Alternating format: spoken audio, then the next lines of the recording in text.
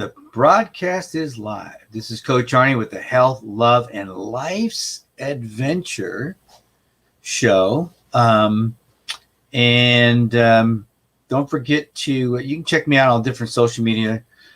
I've been getting my Instagram going again. May try to do some dual podcasting on that as well, some live stuff. But there's my phone number, email. I love getting on the phone, guys. So give me a holler. There's my Epic Adventures website, which is kind of my main website right now because I let my other one go. We're doing a lot of stuff right now, as you can say. But check out Epic Adventure at info.com. And that's where we are helping people, conquer the Grand Canyon, and the challenges of the Grand Canyon. So if that's you, give us a holler. Tonight we're going to talk about when opportunity calls, will you be ready? And it has a lot to do with adventure, but it really has a lot to do with life too. I'm going to read you a little quote. If you haven't heard of Seneca was a Roman philosopher back in the days of Caesar and all those fun folks. Luck is when preparation meets opportunity. All of us have heard that. And probably everybody you go to, they change it around a little bit, but it came from Seneca, a philosopher, Stoic, somebody say. And that couldn't be more true. Preparation and opportunity. So one of the things that inspired me to talk about this topic is, as a coach and a guide, and we're sticking with the Grand Canyon because that's what we're doing. As things open up, we'll become broader, as they say. But right now, we specialize in helping people, overcome the challenges and conquer the challenges of the Grand Canyon. We help them check that off their bucket list, and to do that, I have to be ready. I have to be ready every week.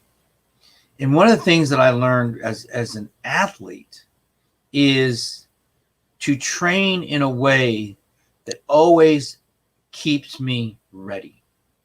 A lot of high-end athletes, they put their A, B, and C races on the calendar. And I get that. I have an A race this year, and if all goes well, I'll do it. It's what you call a double-double. So for those of you out there that are curious, that means I would go across the Grand Canyon from south to north, back to south, back to north, back to south. So they call that a double-double. And it's about 95 miles or so.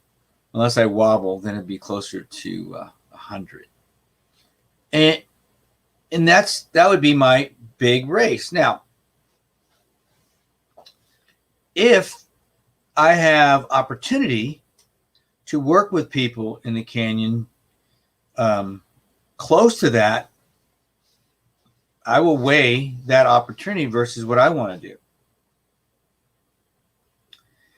And because the opportunity might be better than what I'm doing.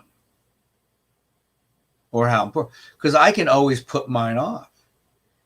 Because if I let opportunity slip by, opportunity may not be there tomorrow. And so I've learned to be ready, meaning that if I had to go this weekend, it is Thursday. If I had to go this weekend and do the Grand Canyon, I could. I could do a rim to rim to rim this weekend. I would rest tomorrow. I would pack my bags. I would drive up there and I would start. Just like that. Would it be my best effort? I don't know. It would be my best effort that day, but I would do it. Why? Because I train every week for that opportunity.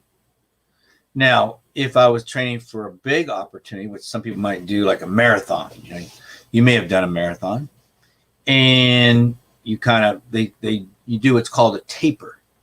You do a little bit less the last couple weeks, and then hopefully you're ready. Sometimes that works, sometimes it doesn't. 2 weeks ago, when I took my team up to the Grand Canyon, and I'd been training 4 other guys, and they all did phenomenally well. One guy started from scratch, and I had him taper the last 3 weeks. I had him do a little bit less each week, and he listened. He did everything he was supposed to do. He was so coachable, and he had a great event. Okay. Would I do that for myself like that? A little bit, if it was a big event that I'd never done before. Absolutely. But what I do is I train as if I'm going to do a rim to rim to rim every weekend. I need to be ready. Because if someone says, hey, Arnie, can you take me on a rim to rim to rim this weekend? I would say yes. Because I could go just about any weekend. Even if I did one this weekend and someone said, hey, can you take me next weekend? I would say yes. I would rest all week. Because I'm ready to go. I'm ready to go. Mentally, I'm ready to go because I don't have to peak to do something like that. I'm not racing. So you have to know what you want. And then you just have to keep yourself healthy and sharp. That's all. So opportunity then is a matter of preparation and then the opportunity. Because if I was sitting around here waiting, if somebody came to me and said they wanted to go do the Grand Canyon, then I'd start training. Bad idea. Bad plan. It won't work. Because then you're not ready. And that opportunity will go to the next person who's ready. If somebody came to you and said, hey, Jim, we've got a job for you. And they'd say, are you ready? Well, let me go back and grab a couple of videos and take a seminar and I'll sharpen up. Oh, that's okay. We've got somebody else to get a hold of. So staying sharp, or what I do is what I do. When I go out every weekend, I train with the end in mind. What's the goal? The goal is not that workout. The goal is to be ready for next week. If someone says, can you do the Grand Canyon? I'm going to do the Grand Canyon every week. So be ready. So my question then, when opportunity calls, will you be ready? When opportunity knocks on your door, can you answer? And I'm going to run through 7 things that I found just as a start. And then we're going to get into a little bit of a discussion in some of these areas and some things to talk about. But I'll go through these and we'll talk about these too. Because they're important. Because there's 7 ways to attract opportunity. Because that's technically what we're doing. Look, as Seneca said, luck happens when opportunity meets, or preparation meets opportunity. Because very few people are walking down the street and a sack of money flies out of the sky. Am I right? I mean, if that's you, raise your hand. I want to hang around you. Because it doesn't work that way. Winning the lottery a lot of times isn't what it's all cracked up to be if you ask some people. Now, but at the same time, that is luck. That is luck. But we're not talking about winning the lottery. We're talking about doing something in your life that's going to make a difference. And We're not talking about pulling the one-armed bandit. That's not, unless you're a professional gambler, that's not exactly a job description that you put on a resume. Okay? Unless you are a professional gambler. So let's look at some things about opportunity. First thing is, hey, if you let people know, and with social media today, it's easier but harder. It's because you let people know, hey, look, I'm an IT specialist looking for opportunity. Yeah. Looking for opportunity. Look, as somebody that helps people conquer the Grand Canyon, the challenges of the Grand Canyon, if I hear in a conversation, gosh, I'd always wanted to do the Grand Canyon, but I don't know how to do it. What are you supposed to do? I mean, how are you supposed to train? And if I overhear that conversation, I go, that's what I do. I can help you do that. Or if I let people know in my network, hey, I'm helping people conquer the challenges of the Grand Canyon. Let them know. So they're at a dinner party. They're at a birthday party. They're at a social event. They're in a group on social media. And someone's saying, man, I've always wanted to go to the Grand Canyon. And I just don't know where to start. I mean, everybody's doing all this training. How do you train? What do you do? How far is it? Where do you stay? Hey, Bill, Mary, I know this guy that does that stuff. Mind if I give him your phone number? Oh, that would be great. Yeah, absolutely. He's a great guy to help you out. I mean, that's what could happen if you let people know what you're doing. Let's say that you fix computers. God, I can't get my doggone computer to work. Keeps freezing up on me. I don't know what's wrong with it. Hey, Mark, I've got this guy in my network. He loves helping people get their computers back online, get them going again. Do you mind if I have him contact you?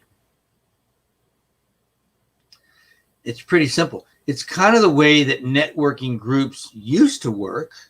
Now, I've been in networking groups. And the beauty of a good networking group is they are all referring each other.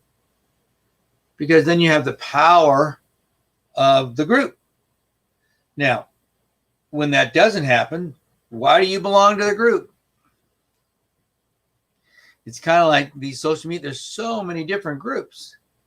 I was talking to my wife today. She had a great idea on grief and stuff. And she just got one of her posts, which we're all waiting for in our lives, to go viral.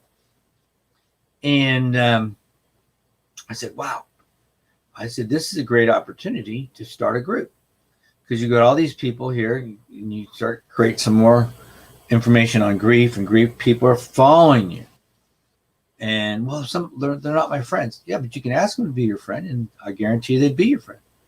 And the fact that now that they saw and are a part of this event here, there's a good chance they join your group. Now you have an audience. Oh, but there's so many other groups like that. Yeah, but they're not your group. They're not your group. Because we're all different.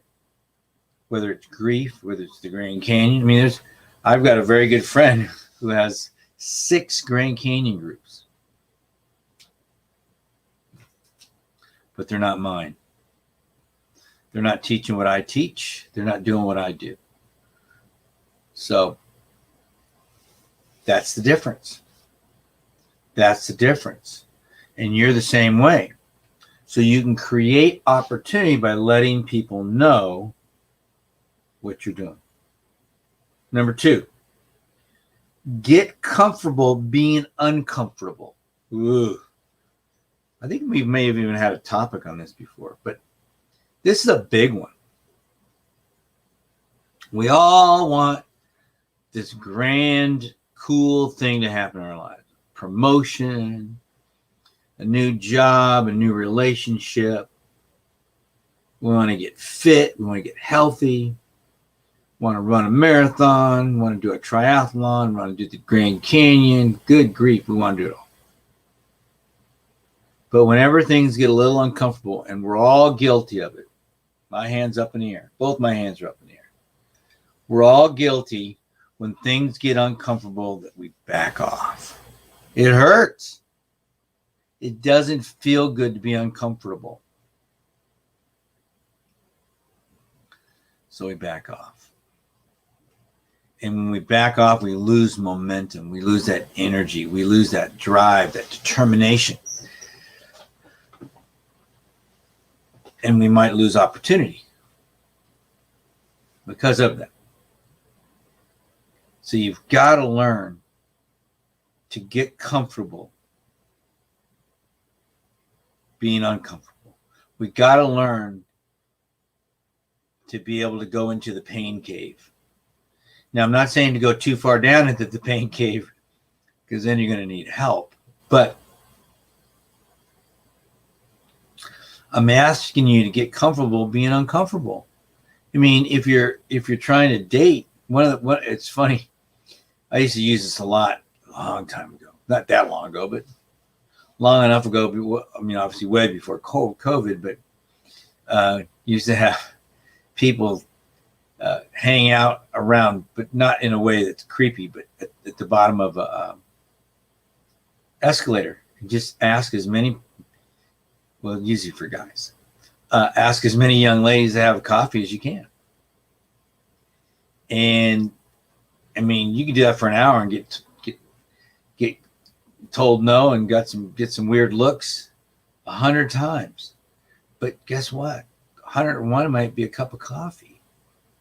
But after a while, you get numb to no. You get numb to it. You start to become comfortable being uncomfortable, which is why it works. Which is why when you go out for a long hike, some people might like to go for a couple hours. It's comfortable. It's fun. You're hanging out with your friend. Go have a couple beers and some tacos or whatever. And then I say, well, what about 3 hours? Oh, okay. I guess I could do 3 hours. That's pretty good. 3 hours. And I go, but what about 4 hours? Well, now you're pushing it. I guess I could try it. Awful long time to be out there. 4 hours. Woo, woo. And then the craziness starts. 5 hours. Maybe 6 hours. 7 hours. And why am I going up? Because it depends on what you want to do. See, sticking back to the Grand Canyon. If somebody came to me and said, hey, Arnie, I'd love to be able to do that whole rim to rim to rim thing. There's actually a gentleman that's training for that right now.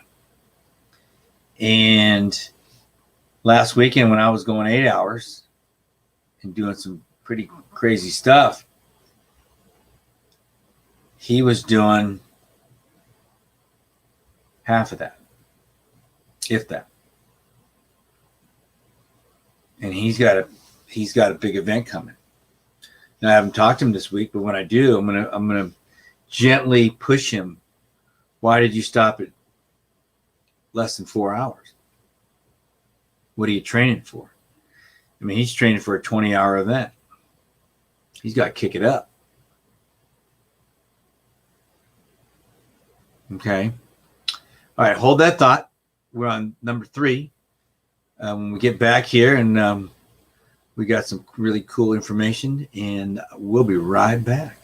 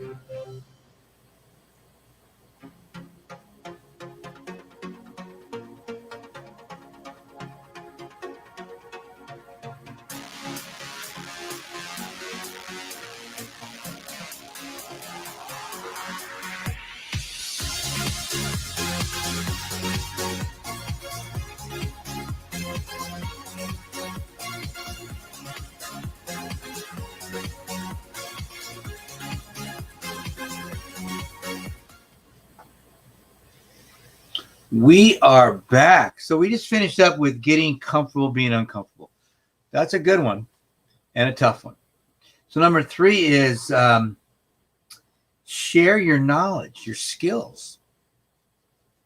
This is really a good way. Now, obviously, as a coach and a consultant, we're all guilty of giving away our stuff all the time. And some people really relish that and do a really good job. I've done it for years. And I didn't used to think about it, but now I think about it because people do sadly take advantage of it. And such with social media today, because I mean, people take your information, it's a great tactic. And when it's authentic, when it's genuine, when you come across as somebody that genuinely cares about the other person and you share your knowledge, you share your skills. If you have a certain skill that you can share, like fixing a computer or something, anything else, maybe you make something, or who knows? I don't know. I know this. When people share their knowledge and it's helpful, they tell other people about it. I have a great friend. He coaches me in a group, but as a friend, he's always calling and checking up on me as well. Now, I don't pay him for that, and I certainly don't take advantage of it. Even though he tells me every time he's off the phone, he goes, if you need anything, give me a call. I know that if I need anything, he would be there. But since I don't call him, if I did, he would go, holy crap, something's up, because he never calls. But by him sharing his skills, I tell everybody about him. I don't know how many people I've sent to him. Not all of them work, but it doesn't matter. I'm constant. I tell people all the time about him because I know his soul. I know his character. I know his values because he shared them with me. He shared me, and he certainly shared his skills. So I have no problem recommending somebody like that. But others will do that for you as well if you share your knowledge and skills with them.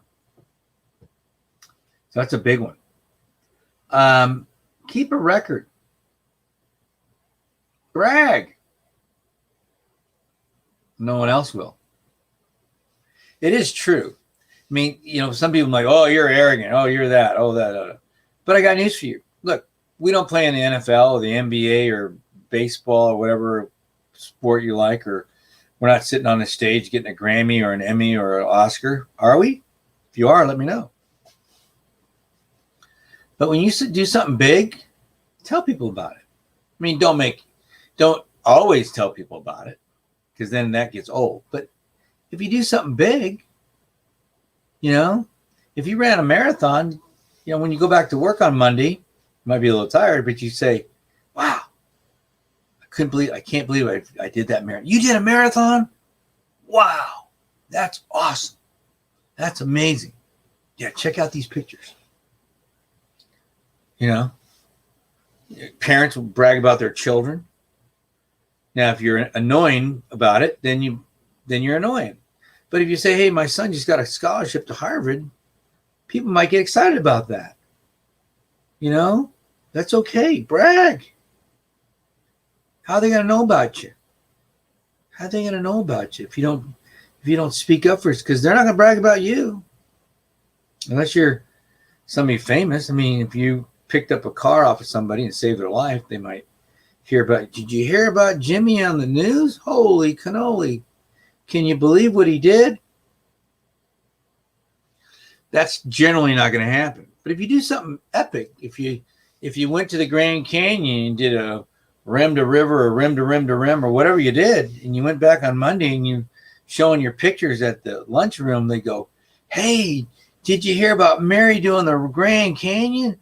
wow. And then before you know it, Mary, how did you do that? What did you do? Where'd you find the time to work for that? See how it works? Brag a little bit. It's a great way to get opportunity, because then people might come to you for help. People might say, hey, look, we're having a meeting tomorrow night. We'd love for you to come over and share your story with us.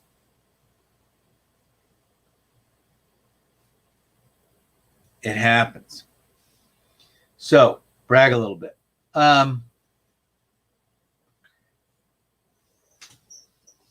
This is probably could go up higher on the list, but it's okay. Number 5, praise others.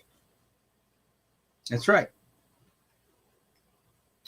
If you're in an office, a family, social group, and somebody does well in your group, give them praise.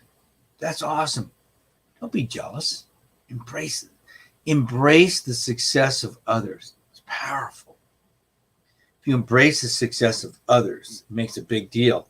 And if you help others get what they want, you'll be surprised how many times you'll get what you want. There's no time on this. Doesn't always happen. You do this, you do that, I do that. No, that's transactional. When you praise others, when you help others, you do it from your heart. You don't do it because, hey, if I do this, this is going to happen. Because it won't happen that way. And we've talked about that before with expectation.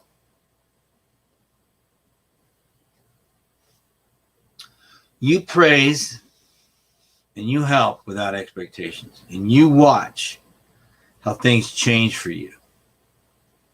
So praise, genuine praise is a big deal. Because the love language of words of praise are probably 50% of all individuals' love language. So there's a good chance that your praise will be heard. And believe me, it feels good, because that's my love language. And I hear those words. I hear them all the time. Sometimes it's funny because on social media, somebody will say something really wonderful. And I'm going, I never see them liking or commenting on my stuff. And they'll say stuff like, you're such an inspiration. I love watching and reading all your stuff. I'm thinking, why don't you say something? But they did. You get it? They did. Because we're all different. I talked to somebody yesterday who said the same thing. And I said, but we know. When you know. So I told him, I said, look, to me, it's no big deal to like somebody's post. And, or if it's special, share it, comment on it. If I'm sitting there and I have time, I'll do it. It's not that big a deal. Because if we all did that, wouldn't it be a lot different? As long as it was genuine. If it was real. I think it's a great idea, but it's got to come from your heart. It's got to come from your heart. It's really important. Yeah, and just, helping people get what they want. Gosh, if you can give a good word for somebody, encourage them, tell somebody, how special they are, help somebody out. It's a big deal. It's a big deal. That'll come back to you. It comes back to all of us. The next one is look for ways to get better. Now we're back to ourselves. If you can improve, if you're evaluating what you do and you can improve some weak areas just a little bit, or make your stronger areas even stronger, that just makes you more of a specialist. And people will talk about that. People will talk about that. Okay? But that takes you doing some work. We all have to do that kind of stuff. Put in the time. Put in the time. The next one is get coaching. Look, all the top athletes, top business guys, they all got a coach. I mean, I have a coach. I've had coaches for different things that I've done. It matters. It really does matter.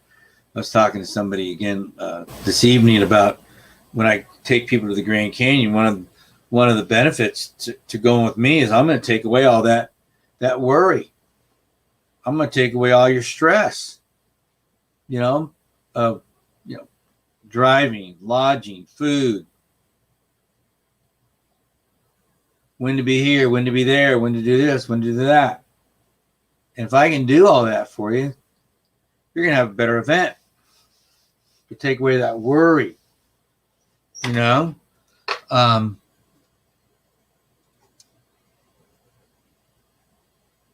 a big deal.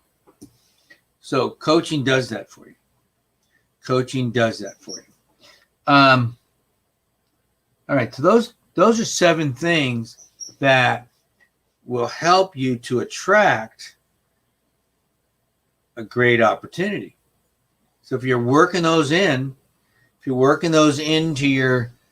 what you do, you'd be surprised of what comes back to help you.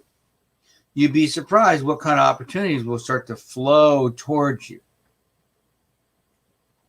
Now, I want to talk about something that most understand, some don't, and some don't want to put a lot into it. I happen to do.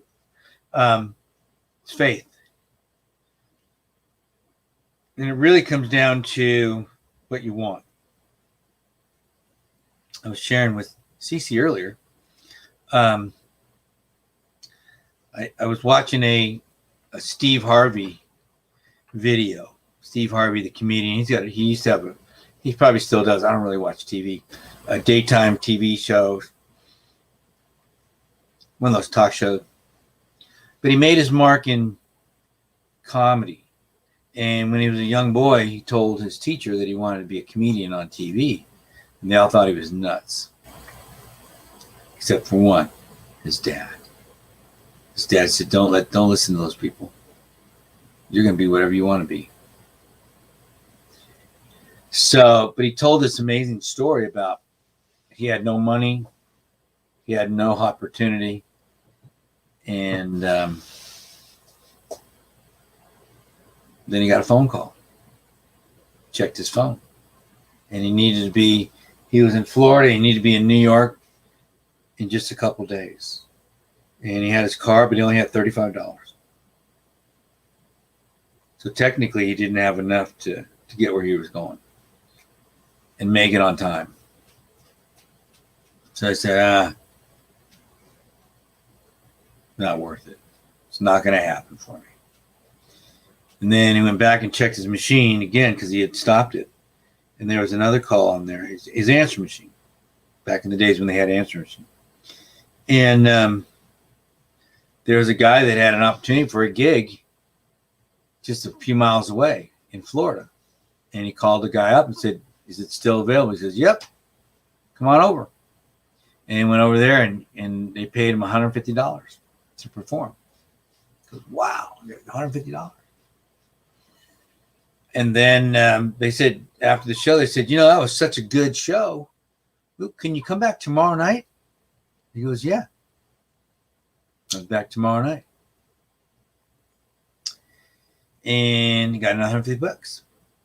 So now he has $300, which means he has enough for an airline ticket to where he needed to go, which was in New York. So Sunday morning, he gets on, and the show was Sunday night. So he went to the airport, bought a ticket in the days when you could buy them for cash. Got himself a ticket, and then he got there early, and he convinced the guy that was running the theater to let him chill out and take a nap in the room where all the other comedians were coming in later that evening. So he got to meet all these great people, this and that, blah, blah, blah, blah, blah, blah. And he had a great show. And he made $750. And that was just the start of a whole chain of things that happened because he was ready. He was ready. And why was he ready? Because he had asked he asked God to say, hey, look, I'm ready, God. Give me the opportunity. I'm ready. And he always asked. He learned to ask for his share of the opportunity. And when it was presented to him, he did it. He performed. But most of us don't ask. We don't ask God for what we want. This isn't a religious show, but this is a show of opportunity, and faith is a big part of opportunity. Because if you don't believe you're going to get an opportunity, you probably won't. But if you do, you probably will. But are you going to be ready?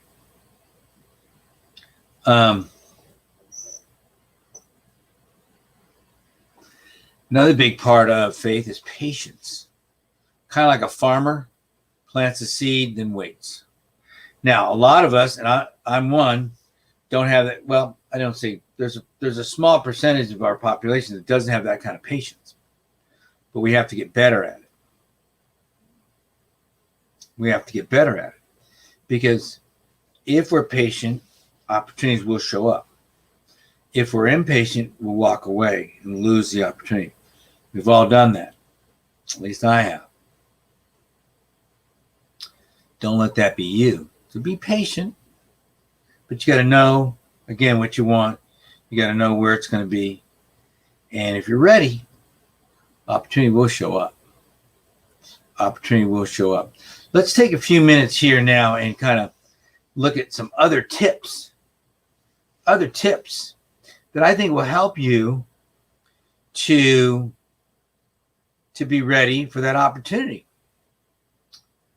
How about being proactive? What does that mean? You might think, well, isn't that what we're talking about here? Yeah, kind of. Being proactive, it could mean, like we talked about earlier, about letting people know, keeping your skills sharp, being sharp all the time. You know, for me, it's training every week as if I'm getting ready to do the Grand Canyon. Get it? It's being proactive, being active in the process. One great guy that I know, a coach of mine, you know, that I was talking about earlier, he's one of the top sales coaches in the world. And he always tells people the reason I am because I'm still selling. A lot of the sales gurus don't sell anymore. They don't get on the phone. He does every day. He stays sharp. He stays sharp.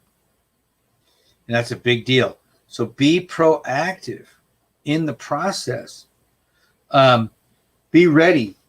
My example of being ready all the time. Training as if I'm going to do the Grand Canyon.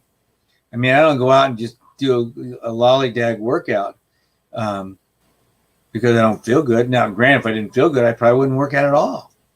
But for me to just lollygag it, because I got caught up in that trap a couple of years ago getting ready for a big mountain, and the weather wasn't ready, and I kept saying, I can't. I got to rest. And I got psyched out. Dumbest thing I ever did. Dumbest thing I ever did. I let my mindset wander instead of staying focused on the prize.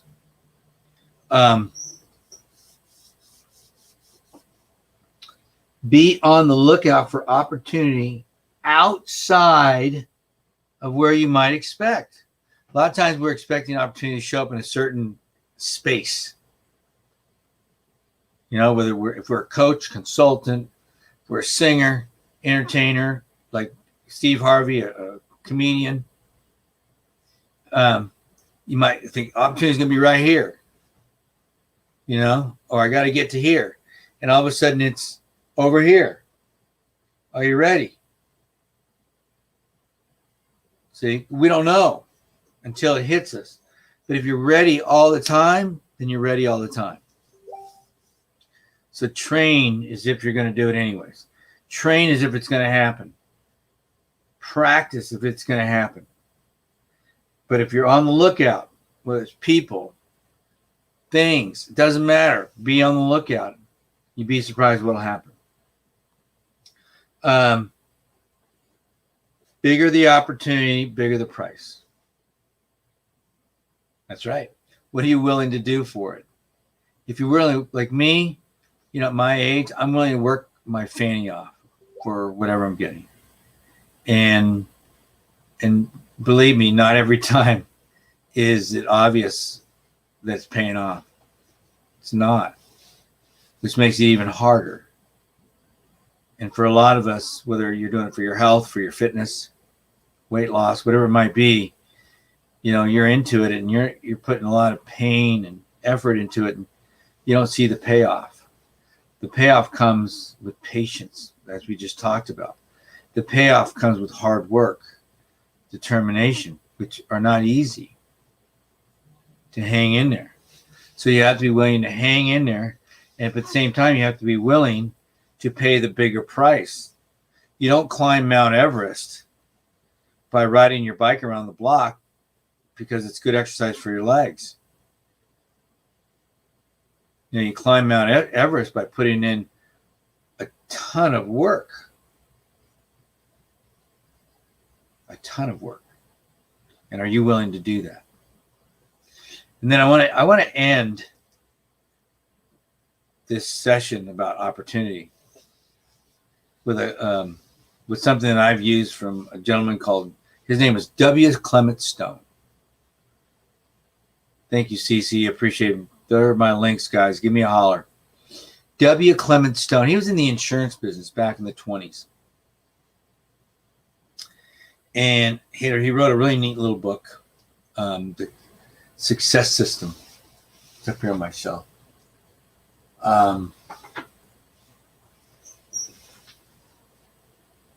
Yeah. And there was a phrase that he had in it that I took out, and I used to have it right here. I must have fallen off, but I remembered it. It's drilled in my head. And the phrase was, "Do it now." And I remember when I first read that, I said, "Oh, okay." I wrote it down, and I repeated that one weekend about 500 times, maybe 1,000. I just kept doing it. Do it now. Do it now. Do it now. Do it now. Do it now. And it still does to this day. It's probably 12 years later. If I'm supposed to be doing something and I don't want to do it, I want to take the trash out, do it now. It just pops up in my head. So if you can come up with a phrase that can become a trigger for you, do it now was mine. Whatever you might make it simple and short, and just repeat it. And when opportunity knocks, you'll be ready, because that phrase will pop into your head. Go for it. Do it. I mean, look at Nike. They came up with the whole do it thing and made a mint.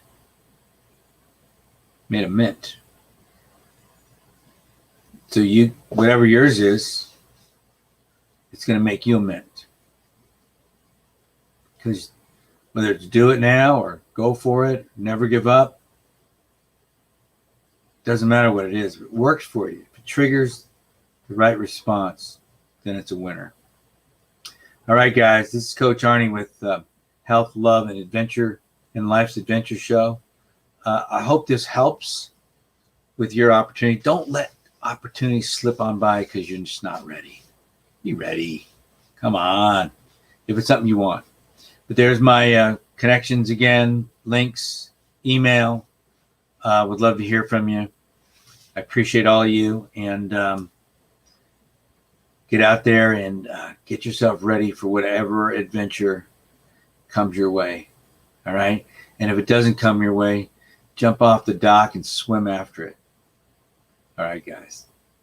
Talk to you later.